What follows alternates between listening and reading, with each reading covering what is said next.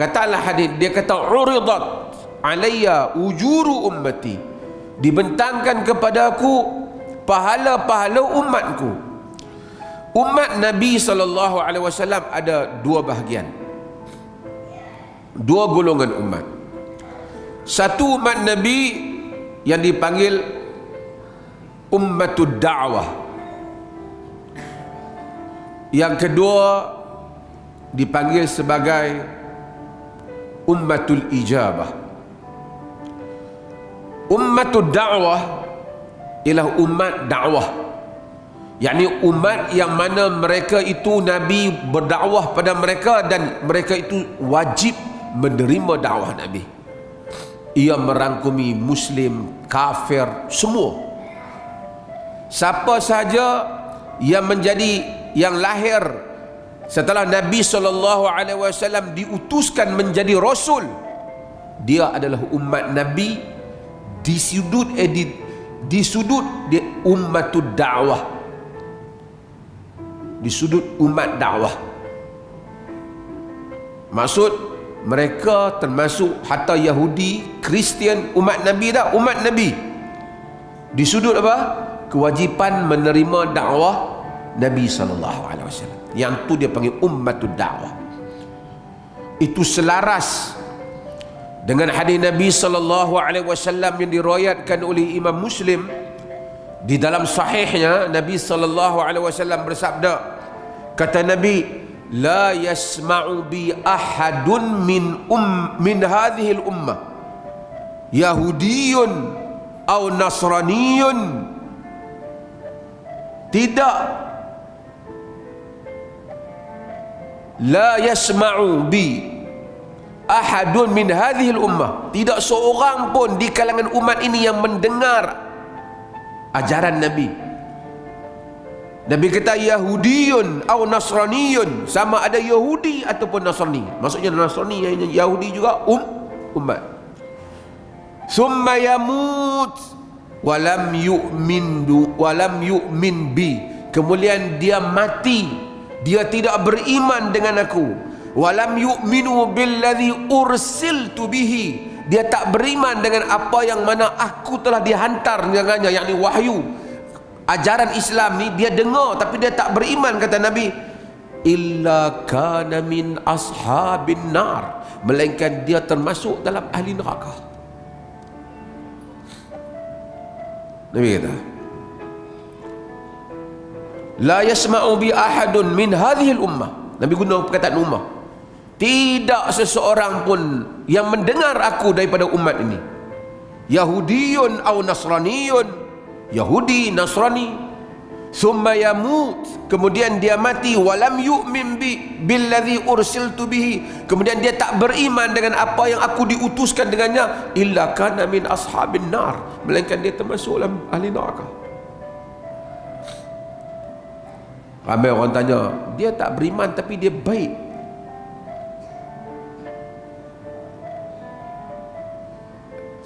Kita judge satu benda zahir. Bagaimana satu orang, tuan-tuan, ketuhanan ni, tauhid, ketuhanan ni, beriman dengan Allah ni, suatu urusan yang besar yang manusia bila percaya Tuhan ni, dia tak akan boleh tolak.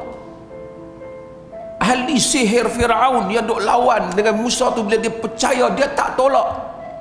Sekalipun Fir'aun potong tangan dan kakinya bersilang. Kerana iman ni sesuatu yang dahsyat, Allah jadikan dalam fitrah manusia. Sebab tu tuan-tuan, apabila orang yang mengetahui kebenaran, kita tengok menangis, terjatuh dia, beriman. Tiba-tiba orang tu dia kata baik, dia refuse, dia tolak nak beriman dengan Tuhan ni. Apalagi kerasnya jiwa dan degilnya diri melebihi daripada hal itu. Walaupun mungkin kita tengok dia bercakap lembut, tapi dalamannya dahsyat. Kalau orang tu menolak mengaku mak bapak dia, pun kita teruk, dia ni bagus, tapi mak dia tak mengaku mak, teruk kita. Tapi seseorang yang sampai kepadanya ajaran Nabi, setelah berlakunya apa yang disebut iqamatul hujjah, ditegakkan hujjah, yang disebut dalam Al-Quran itu, wa ma kunna mu'adzibina hatta nab'atha rasula, kami tidak akan mengazab sehingga kami menghantar rasul, yakni kami menghantar hujjah kami. Setelah hujjah itu tertegak di dalam dirinya, setelah dia meyakini benarnya ajaran Islam, benarnya Muhammad, benarnya oneness, tauhid, benarnya Allah sebagai ilah yang benar, dan Muhammad dan Rasul yang diutuskan oleh Tuhan yang benar itu, dia tak mau beriman. Dia tak mau. Aku tahu benar Tuhan memang Tuhan hantar, tapi aku tak mau beriman. Kalau dia tak dapat, tak jelas, tu cerita lain. Dia taklah kawan tu main terang, tak apa nak betul kat dia, dia pun tak faham, kawan tu pun tak tegakkan hujah, itu mungkin dia ada keuzuran di sisi Allah. Tapi setelah berlaku iqamatul hujjah, tertegaknya hujjah, very clear, masuk dalam diri dia, ini, this is the true religion, ini agama yang betul, tapi dia refused, dia tolak, dia memang ahli neraka. Dia memang ahli neraka, sekalipun dia bapa saudara Nabi Abu Talib. Memanglah kita simpatilah kadang-kadang tengok zahir kita, kadang-kadang dia bagi bantuan pada orang miskin, dia tolong, tapi what kind of manusia, servant of God, hamba Tuhan, bila you tolak Tuhan? Karena kita punya emosi kadang-kadang mengatasi perhitungan kita. Kita kata kesian, dia baik tapi dia takkan dia nak masuk neraka. Saya ramai tokoh-tokoh peringkat negara ni lah, terutama yang veteran-veteran yang hidup pada zaman British tu, yang masih hidup kan, selalu tanya, takkan kalau dia baik dia masuk neraka? Kerana dia menolak sesuatu yang sangat besar, yang Allah jadikan fitrat Allah allati fatara an-nas 'alaiha. Allah jadikan dia duduk dalam diri manusia, kepercayaan kepada Allah yang benar. Kalau kita percaya ia benar dan Rasulnya ia hantar, kita tolak dia, ahli neraka. Orang bukan Islam dengar dia sensitif lah. Saya tak ahli neraka di sisi kami. Oh no, kami tak ahli neraka. Kami tak apalah, kamu kata kamu tak ahli neraka, di sisi nas kami ahli neraka. Habis tu dia kata tu orang yang tak tahu ahli neraka. Kalau dia tahu ahli neraka, dia tak tahu. Al-Imam Al-Ghazali tulis, Al-Imam Ibn Qayyim tulis dalam Miftahus Sa'adah. Kalau tak tahu, tak sampai, ataupun orang yang sampai tu tak clear, dia ada keuzuran lah. Kerana Al-Quran kata wa ma kunna mu'adzibina hatta nab'asa rasula. Saya pernah ada satu diskusi di Oxford. Sekarang Oxford panas. Dulu, can non-Muslim be saved? Can non-Muslim be saved? Bolehkah orang non-Muslim selamat? Dia orang kata itulah dia. Tapi kita punya jawapan, dia boleh selamat only satu perkara, tak ada siapa sampaikan ajaran kepadanya. Tapi kalau tak ada siapa sampaikan ajaran kepadanya, orang Islam yang tak menyampaikan itu menanggung dosa di hadapan Tuhan. Balighu anni walau ayah, sampaikan daripadaku walau satu ayat.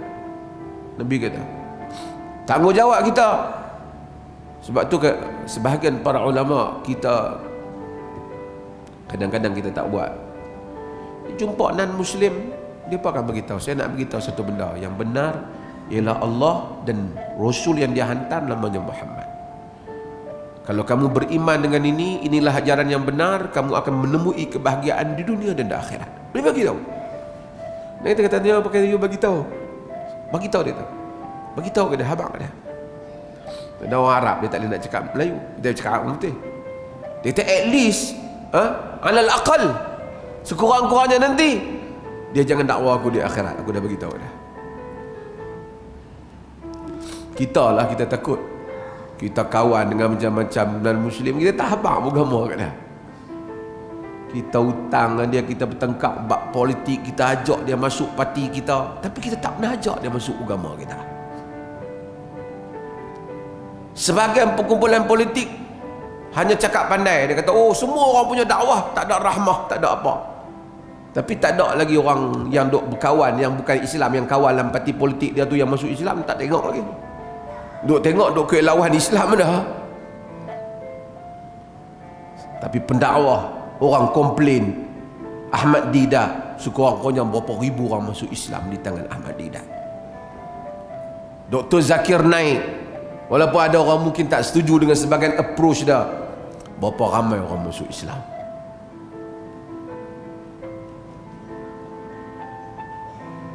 Orang yang saya bukan kata perfect apa yang mereka buat tu dan agree dengan semua dia punya approach, tak. Tapi kadang-kadang hak pergi mengajak di kuliah dakwah, ceramah macam saya ke, cerita tentang pendekatan dakwah yang bagus, tak, kadang-kadang tak ada siapa yang dengar masuk Islam pun. Hatta orang Islam yang dengar pun tidak kembali kepada agama pun.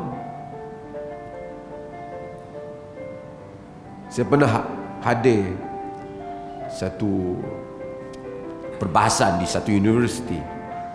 Komplain Ahmad Didat. Ahmad Didat ni tidak ada hikmah, tidak apa pendekatan yang sepatutnya. Saya tanya dia, pendekatan yang sepatutnya yang doktor bagi tahu tadi lah, ini pendekatan. Berapa orang masuk Islam you punya pendekatan? Tak ada lah dia. Tak ada. Jadi pensyarah universiti 12 tahun duk cerita pendekatan dia, belum satu orang masuk Islam. Ahmad Didat tidak ada PhD, ribu orang masuk Islam. Masuk Islam.